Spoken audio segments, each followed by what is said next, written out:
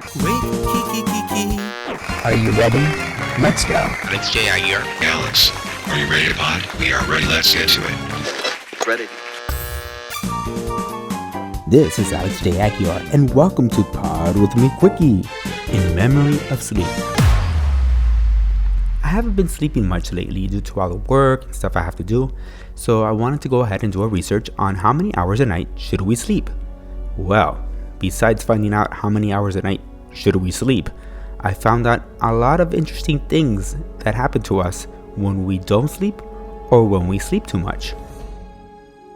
According to the study from the Journal of the American College of Cardiology, people who sleep less than 6 hours a night may be at increased risk of cardiovascular disease compared to those who sleep between 7 and 8 hours.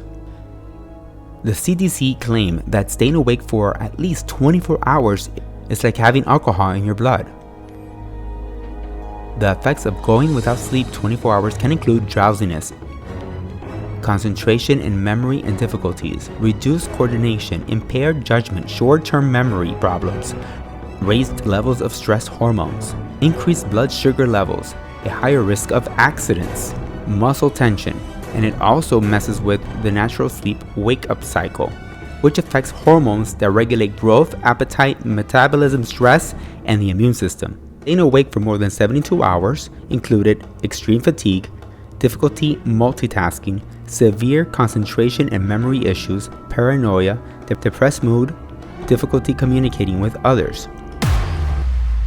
Long-term effects of sleep deprivation. I know many of you who don't sleep, so here are the long-term effects, and this should also apply to me. High blood pressure, obesity, diabetes, heart disease, anxiety, or depression. Most adults need around 7 hours of sleep each night. Practicing a good sleep hygiene can promote a better quality of sleep. Sleep hygiene tips include keeping a constant sleep schedule, winding down before bed, and avoid caffeine in the evening. Do you want to earn more money? It may not seem like sleep could be the answer to your money issues, but studies show that the more sleep deprived you are, the less money you're going to earn. A study done by the University of California at San Diego's Jeffrey Schrader and Williams College's Matthew Gibson in 2016 showed that those who stepped up their sleep time by 1 hour every night earned 5% more in the long run. This means that if you don't get enough sleep, not only do your mental and physical abilities drop, so does the money in your bank account.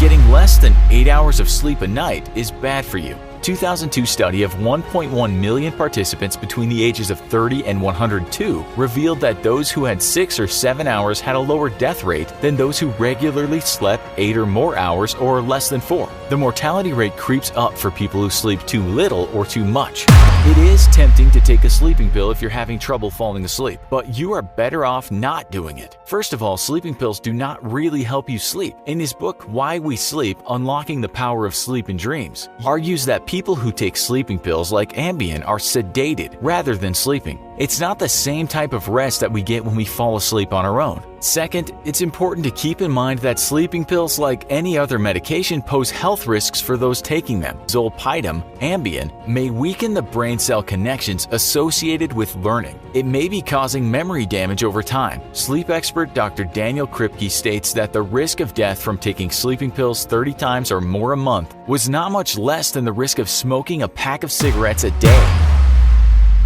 This concludes the sleepy edition of Pod With Me. I just cannot talk about sleep anymore because I just want to go to sleep. Anyhow, see you in the next quickie.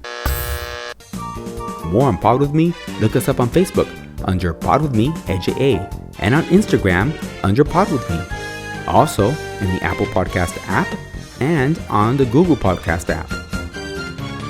And of course, the pod's home, alexjaguiar.com. This is Alex J. Aguiar. Until our next quickie, don't fall off the pod. Ready.